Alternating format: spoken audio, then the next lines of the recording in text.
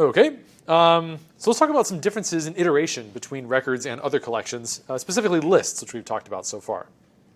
So if we have a list that's like 1, 2, 3, map works fine over this. We can call list.map and go over those elements 1, 2, and 3.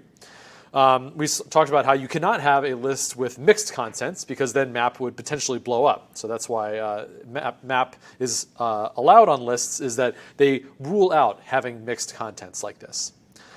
Now, as we've seen with this record, records do allow mixed contexts. You can have x equals 1, y equals foo. You're allowed to mix and match whatever different types of contents you want inside of a record for the different fields. And so for that reason, map would break if map were allowed on records.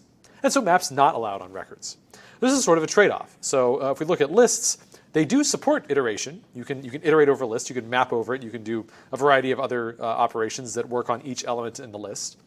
But lists do not support mixed entries. Those go hand in hand. If it did support mixed entries, then it would not be allowed to support iteration, which is exactly what you have with records. So records do not support iteration. They don't support map. They don't support filter or any of the others, but they do support mixed entries. And there's a causal relationship here. You sort of have to pick one or the other if you want both of them to work reliably at runtime without any possibility of crashing.